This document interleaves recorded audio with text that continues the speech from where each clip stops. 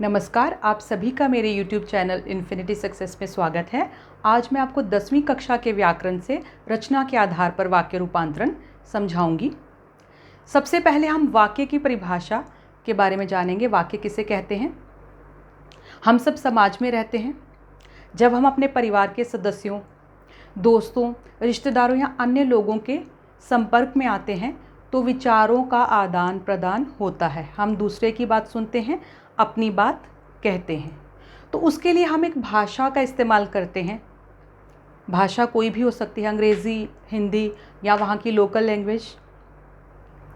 तो किस तरह से हम अपने विचारों का आदान प्रदान करते हैं? हम उस भाषा के कुछ शब्दों का एक व्यवस्थित समूह लेते हैं, उसका एक वाक्य बनाते हैं, उसके द्वारा अपनी बात कहते हैं और दूसरे की बात भी हम ऐसे सुनते हैं।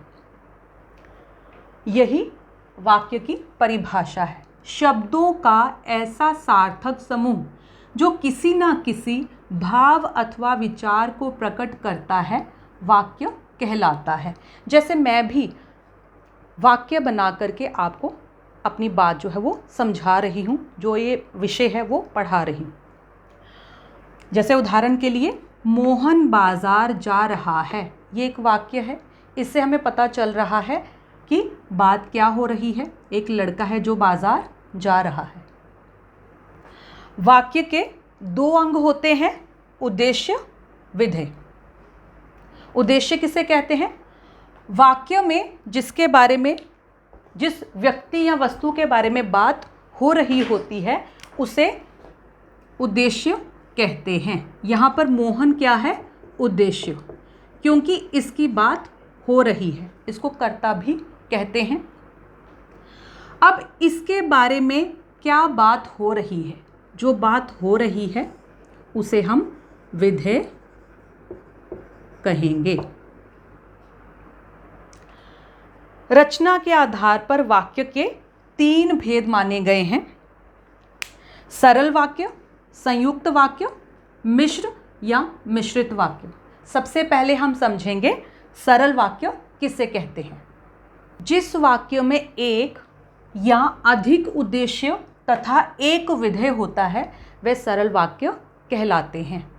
उदाहरण के लिए, मोहिनी व्यायाम करती है।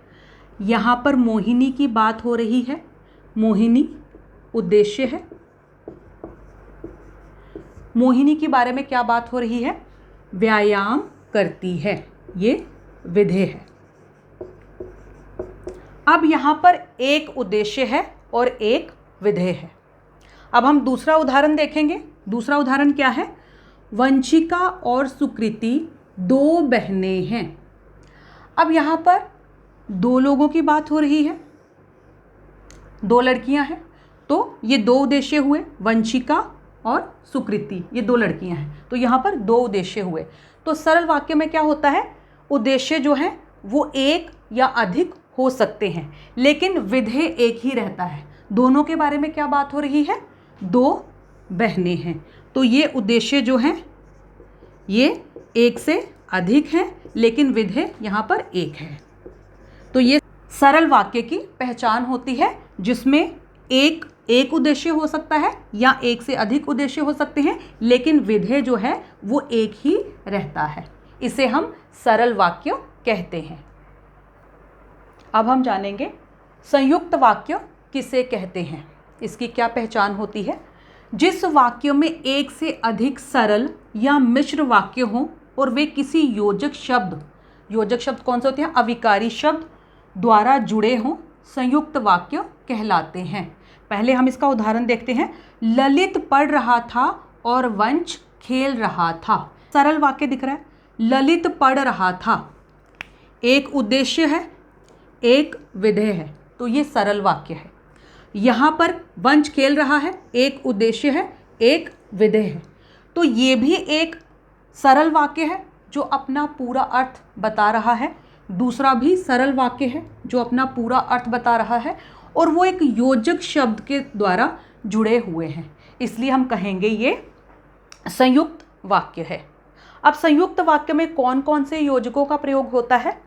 किंतु, परंतु, बल्कि, इसलिए, और, अथवा, तथा आदि योजक शब्दों का प्रयोग होता है।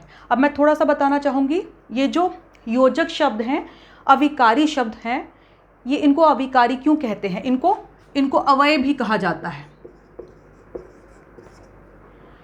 अविकारी शब्द क्या होते हैं?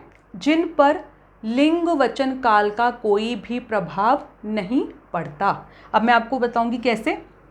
जैसे यहाँ पर ललित पढ़ रहा था, भूतकाल की बात है, हम इसको वर्तमान काल कर देते हैं, काल बदल देते हैं। ललित पढ़ रहा है और वंश खेल रहा है। हमने भूतकाल का वर्तमान काल किया, लेकिन इस पर कोई भी प्रभाव नहीं पड़ा। अब हम इसको, जैसे एक लड़के की बात हो रही है, हम ज़्यादा की बात करते हैं। बच्चे पढ़ रहे थे और वंश खेल रहा था। जब हमने यहाँ पर बहुवचन किया तब भी इस पर कोई भी प्रभाव नहीं पड़ा। अब जैसे लड़का है, हम लड़की बना देते हैं, यहाँ पर लिख देते हैं सुधा पढ़ रही थी और वंश खेल रहा था। इस पर लिंग वचन काल का कोई भी प्रभाव नहीं पड़ा। तो ये होते हैं अविकारी शब्द। अब हम जानेंगे मिश्र वाक्य किसे कहते हैं। मिश्र वाक्य क्या होता है? जिस वाक्य में एक प्रधान उपवाक्य के साथ एक या एक से अधिक आश्रित उपवाक्य जुड़े हों उसे मिश्र वाक्य कहते हैं। उदाहरण हमने लिखा है, ऊंट ही ऐसा पशु है जो कई दिनों तक प्यासा रह सकता है। अब यहाँ पर ये जो भाग है, ऊंट ही ऐसा पशु है, ये क्या है? प्रधान उपवाक्य।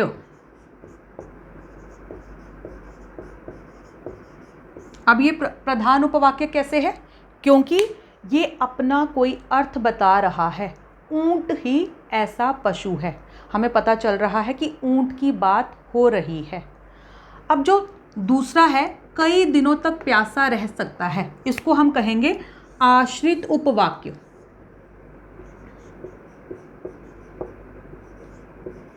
आश्रित उपवाक्य कैसे? क्योंकि अगर हम इसको पढ़ेंगे, कई दिनों तक प्यासा रह सकता है, तो हमें पता नहीं चल रहा। इसको अगर हम बिल्कुल अनदेखा करें, सिर्फ इसको ही पढ़ें, तो हमें बिल्कुल भी पता नहीं चल रहा किसकी बात हो रही है।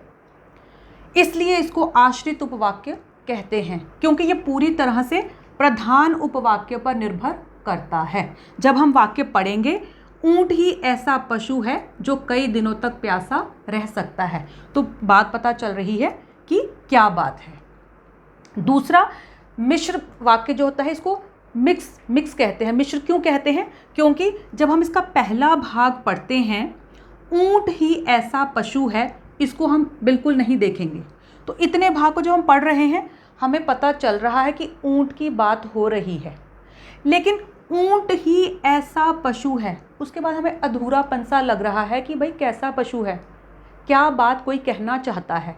तो हम पूरा वाक्य पढ़ते हैं तो हमें पता चलता है जो कई दिनों तक प्यासा रह सकता है। तो इस तरह के जो वाक्य होते हैं, इसमें जो है ये योजक शब्द द्वारा जुड़ा हुआ है। इसमें जो योजक शब्द है, इसके साथ ये दोनों जुड़े हुए हैं। तो इस तरह के वाक्य जो हैं वो मिश्र वाक्य कहलाते हैं। इसमें योजक शब्द कौन से हैं? कि, जिसे, ताकि, जो, जितना, ज्यों, त्यों, चूंकि, क्योंकि, यदि, यद्यपि, तथापि आदि योजक शब्दों का इनमें प्रयोग होता है। अब हम जानेंगे वाक्य परिवर्तन जो है वो किस तरह से होता है। अब हम वाक्य परिवर्तन के उदाहरण देखेंगे। जैसे पहला वाक्य है, बादल गरजते ही बारिश शुरू हो गई। अब इसमें बादल क्या है? उद्देश्य। गरजते ही बारिश शुरू हो गई, एक साथ में विधेय है, तो ये हुआ सरल वाक्य।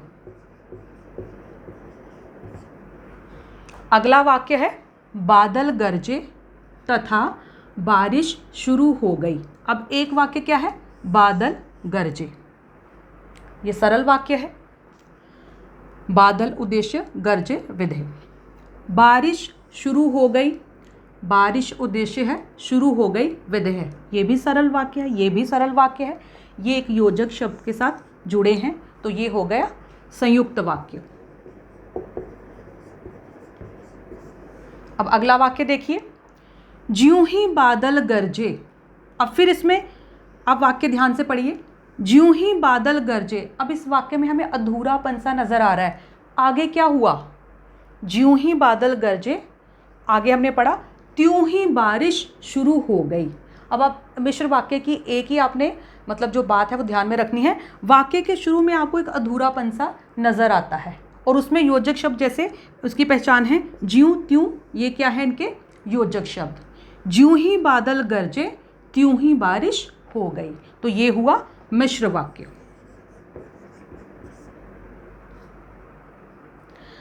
आशा है आपको रचना के आधार पर वाक्य रूपांतरण जो है वो अच्छे से समझ में आया। अगर आपको अच्छे से समझ में आया है तो प्लीज़ वीडियो को लाइक करना, शेयर करना और मेरे चैनल को सब्सक्राइब करना मत भूलना। आपका बहुत बहुत धन्यवाद।